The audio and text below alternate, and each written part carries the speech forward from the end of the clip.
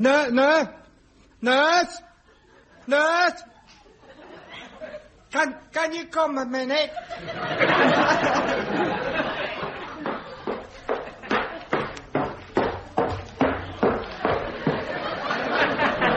Nurse, is it time for my pill?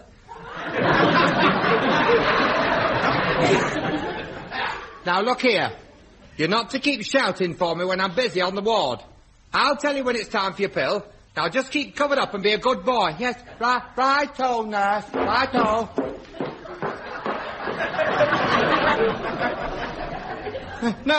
Nurse! Can you come a minute?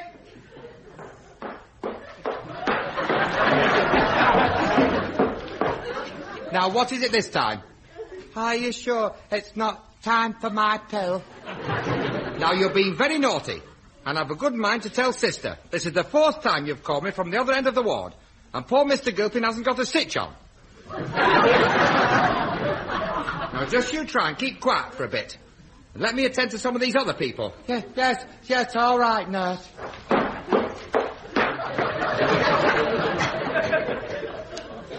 No!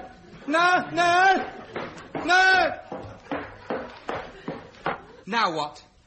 When it's time for my pill, will you not bother coming, 'cause I swallowed it 10 minutes ago.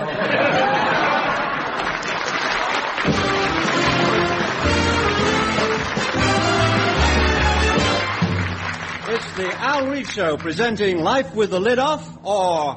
There must be another way. Yes, ladies and gentlemen, it's Al Read.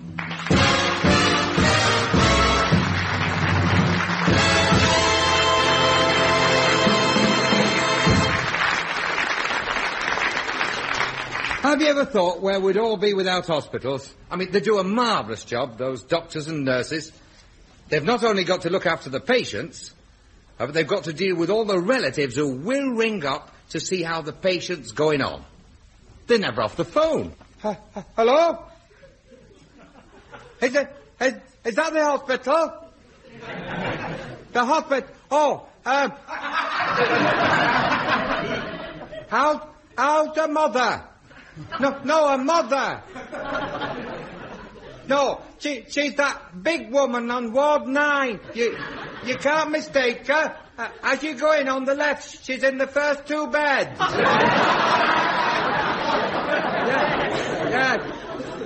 Yes. No, only we're very worried about her. Yes, she's got our premium bonds in her handbag. Yes. Well, when we rang last night, you said she was as well as could be expected, only we're a bit worried because we weren't expecting much. Just a minute. He said there's a slight improvement. Shall we not bother sending that get well card? Hello? Is she all right for grapes? Grapes. Only I know she's got plenty of figs. No, figs. Yes, because we brought her a full box and she didn't eat them. No, well, she only went in for observation and we're wondering if you spotted anything.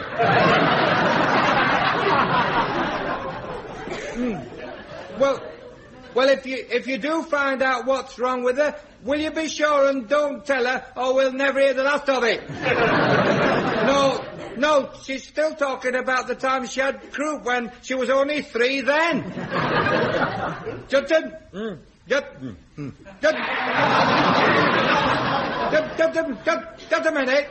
minute.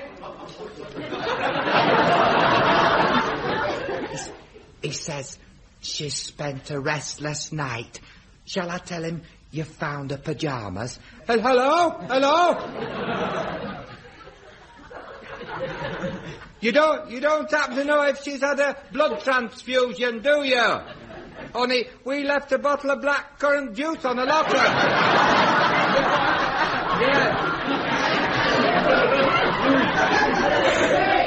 Yes, and when our Fred called at visiting time, he said it was empty. Empty. Only with the night sister wearing glasses and... Pardon? Yes, well, the specialist was seen her this morning and we were wondering if he'd said anything. Well, do you know if he managed to get a word in? Just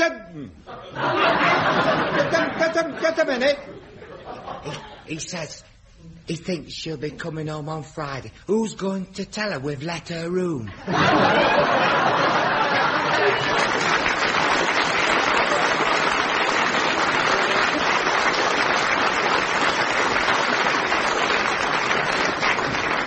No, but it's a different thing when you're in hospital yourself.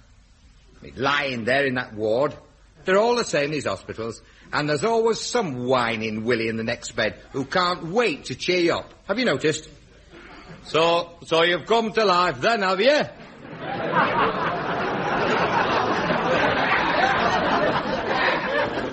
Pardon? I'll say welcome to Stalag 13. Oh, I'm sorry, I must have dozed off. Dozed off? You've been out to the wide for 3 days. There's been a mad panic here every time you've stopped snoring. Well, 3 o'clock this morning, I thought you'd snuffed it. Screens round you and everything. You've not ordered a new suit, have you? No. Well, they've been measuring you for something.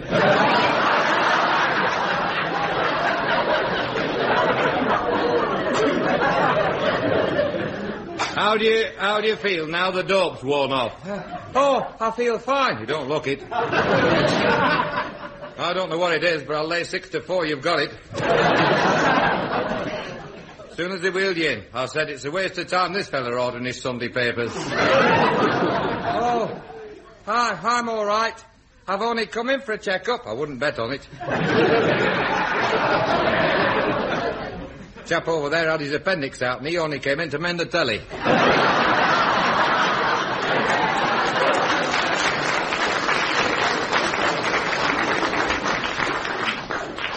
Have you met this house surgeon? No. You're not like him. Talk about your life in their hands. I said talk about your life in their hands. You've only to sneeze and he has you on the operating table. The way he stares at you sends the shudders through me. You can see he's in another world. No wonder they call him Doctor Who. Have they found out what's wrong with you? Not yet. They never will. If you've got a headache, they want a second opinion. But you've only to ask that bus conductor in the end bed. They were treating him for sunburn 10 days before they found out he was a Pakistani.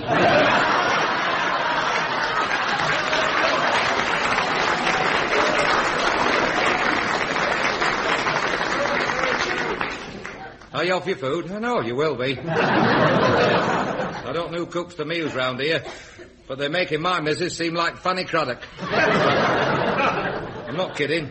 You need a local anaesthetic to face the breakfast. But you want to see what the doctor sit down to?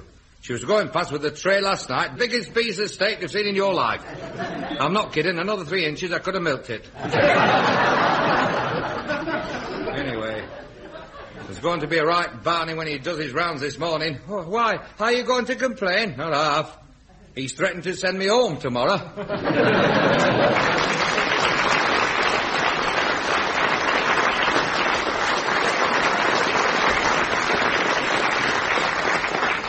In any hospital, when treatment has to be carried out, one thing you can depend on is that the patient will place himself in the nurse's hands with complete confidence.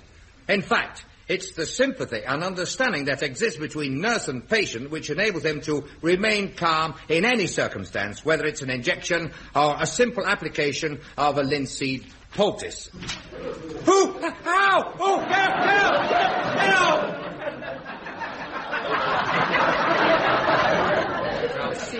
Now see. You've got to have this poultice on while it's boiling hot, so you can just put that stick down and come from under that bed. Now, come on, lie down flat. Now then. It's too hot! It's not too hot. You've got to learn to trust me. Now, we'll try again. Now, keep still. Get up! Get up! Now, that wasn't very nice, was it? You've upset your rice pudding all over your chart. See, can I put it on if I let you blow on it? Now, be brave. Now, be brave. So, now, steady, steady. Ooh, ooh. Ah, ah, ah. See, I've not got it out of the packet yet.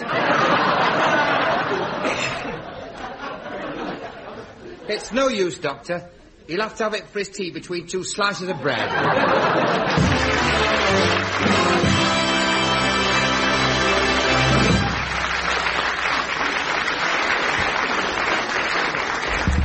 Thank you. 3 talented young men who form one of the most successful groups in the folk singing field are here to make a very welcome guest appearance on the programme. It's with great pleasure that I present them now. Ladies and gentlemen, the Countrymen.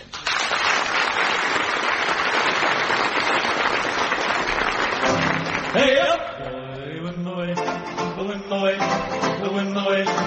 Hey up! Boy, wind away, the wind away, the wind away. Hey up! Hey up!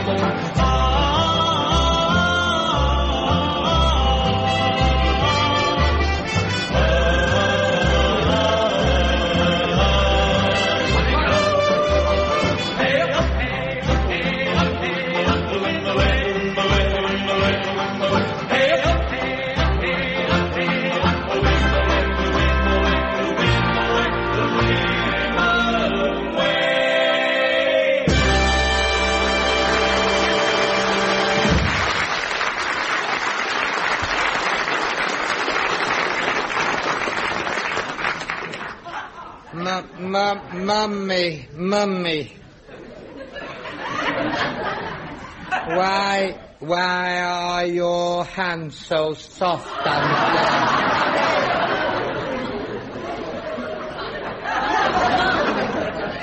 Well, it's the bubbles, darling. They're kind and gentle. What's bubbles? Well, you see, darling, when Mummy uses the soap, it mixes with the water. Why? Well, Mummy must use the soap, dear, so that she can do the washing up. Why? Well, it's necessary, darling. Use why? Well, because if Mummy why? Oh, beggar off.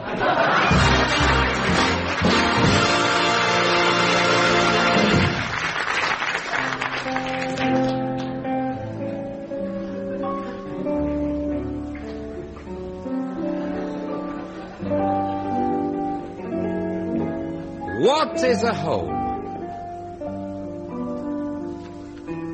Home is where your heart is, where it costs you least to enjoy what you value most.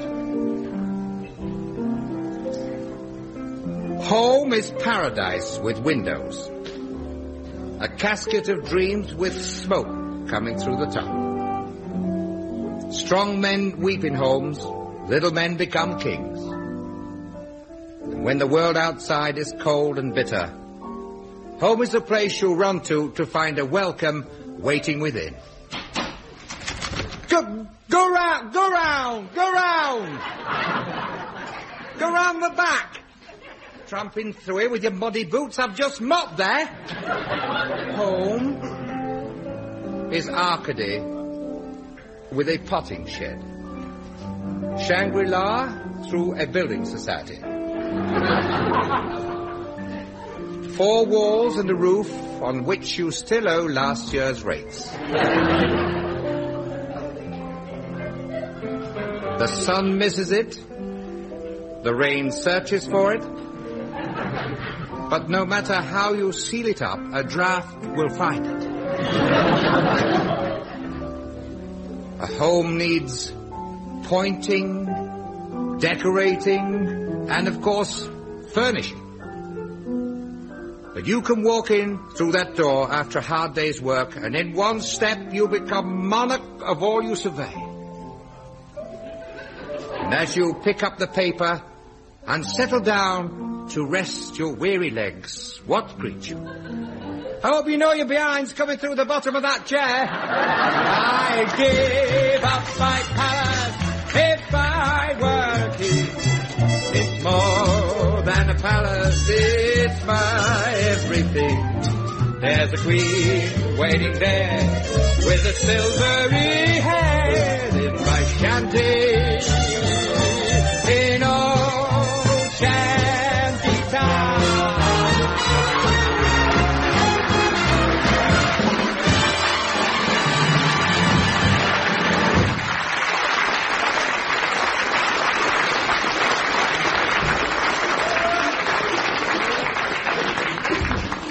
Oh, ladies and gentlemen, gives me great pleasure to be able to welcome to the show one of the brightest stars of the entertainment world. In fact, right here and ready to sing for you, we have the very lovely Miss Susan Moore.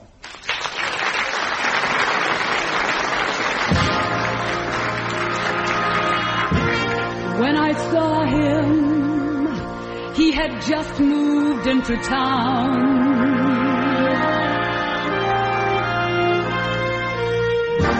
Just a poor boy, everybody put him down. He was just a boy, so sad, couldn't give him things we had.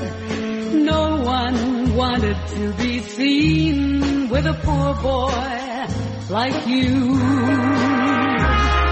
A poor boy like you. Then came that awful day when I met him. I was taken by surprise. Knew I loved him when I looked into his eyes. All at once he held my hand. To understand a poor boy like you with nothing but a heart and all your love to give, who doesn't own a thing but riches and a king, is my poor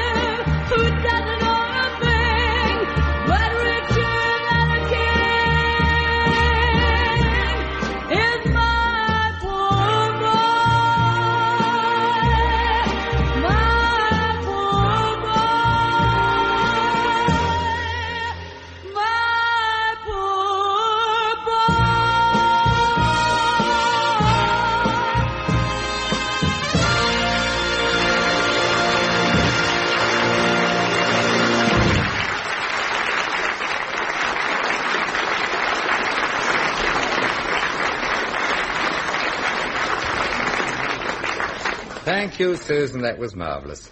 Now, what's this coming down the road? The fire brigade. When you think of it, they do a wonderful job of work. They've got to be ready to meet all emergencies at any hour of the day or night. Just think of the planning and organisation that must go on behind the scenes. But, of course, it all depends on the harmony and teamwork between the captain and his men back at that station. Right, men. Now, we might as well face it. We've had a bad month. 27 fires reported, 10 false alarms. 6, we got there too late. 3, we went to the wrong address. And the only fire we can honestly say we put out was behind the gasworks when they were trying to burn that rubbish. Now, before we go any further, have we enough petrol? Only I know you lot. If you can't find a pump with green stamps, you'll drive round forever.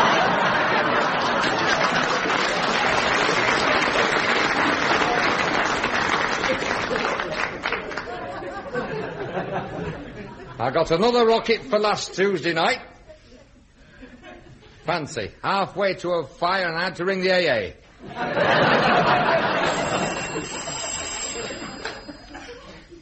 Hello. You don't go rambling off. I've not finished yet. Come here, all of you. Hello. Kirby Street Fire Station. Yes. You want to report a fire? Right. What size is it?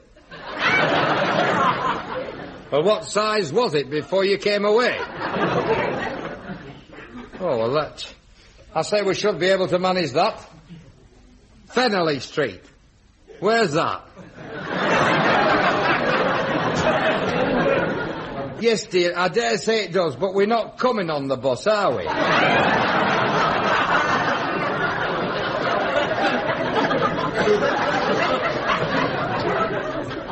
Wait a minute. I'll get a pencil. Wait till I get a pencil. Pencil, I can't find anything in this drawer. And who stuffed a Wellington boot round the back of the... Right, love, go on. Traffic lights, yes. Left at the bridge, I'm with you. Past where? Wagon and horses on the right, we'll try. Isn't it that free house on the corner? I know it. Left onto the M1. Hey, you're going on a bit, aren't you? Hang on a minute, I've got a map on the wall. Out of me road, Kelly, and shift that Mac. Hello. Are you still there? You've given us a bit of a problem here. Yes. Well, it's just out of our area. Funniest thing in the world. The water point's on our side, the house is on the other. Hang on a minute, love. Has anybody got any suggestions?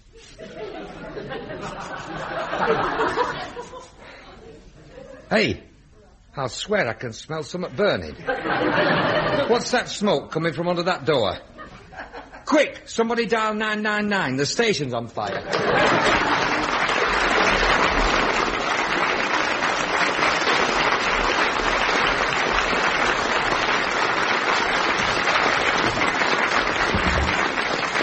I say, one thing you want to be sure about before you ring for the fire brigade and fetch that lot out is that you're not making a mistake. Because once they've all pulled up outside your house, it takes some explaining.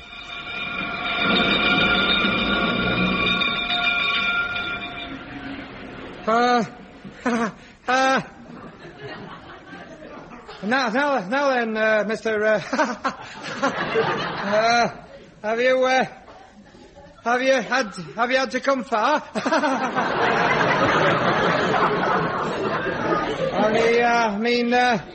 Who'd have thought they'd have sent 6 fire engines?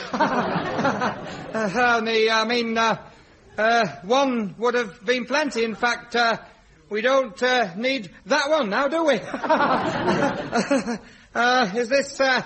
Is this your busy time, Mr. It did burn the bottom of our chip pan.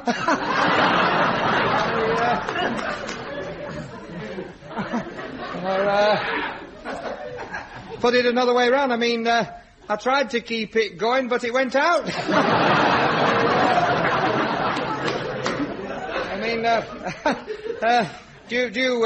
Do Do you get many of these, Mr. Only, I mean, look at it my way. I had to start whacking it with my cat. We're not insured. Put it another way around. Look at it my way. I mean, could I come and put one out for you sometime?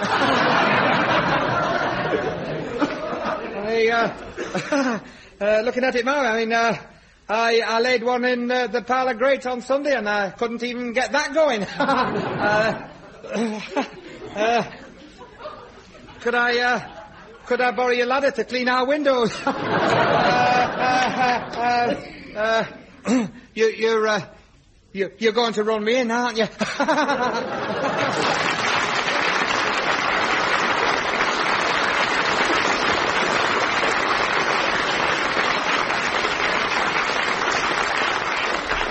But when it comes to fighting a fire, it's the fireman and his mate who've got the situation to deal with. And it's vital that they work as a team and understand each other from the start.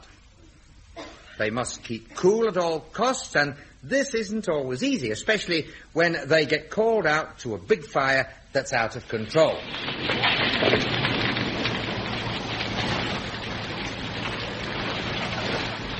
Steady on, steady on, steady on. When you finish pointing that hose pipe, it's up my trouser leg.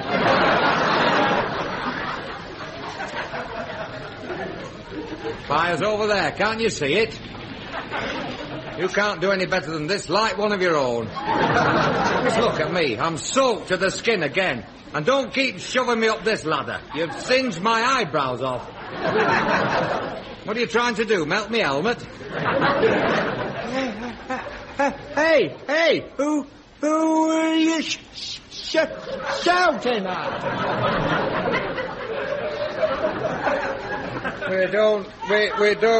We don't need all this. Just because that oak beam fell on your head. It wasn't my fault. I shouted timber.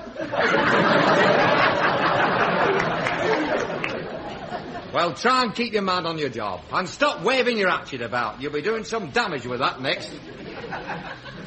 No good standing there looking like Sitting Bull. You're trying to put a fire out, remember? Now swing this ladder round and let's come to it from the other side. Go on. Swing it round. The other way. No, the other way. The other way. Whoa, whoa. Look. You do know I'm up this ladder, don't you? Well, if you're trying to roast me, I'll get you a spit.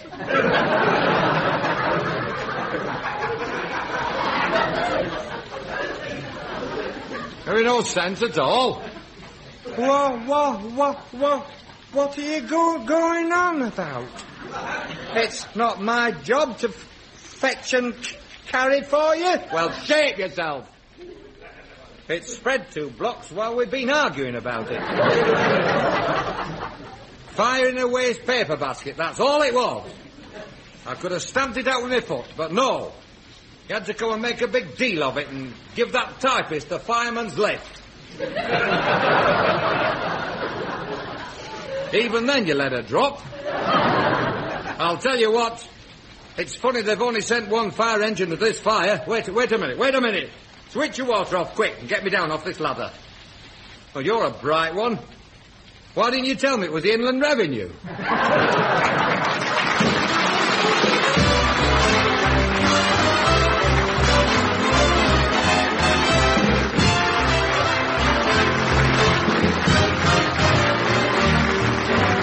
This has been the Al Read Show, 30 minutes off the top of life, shared by Susan Morm, the Countryman, Wolf Phillips and his orchestra, and of course Al Read, who also devised the programme. The script was by Ronnie Taylor, and the recorded show was produced by Bill Worsley.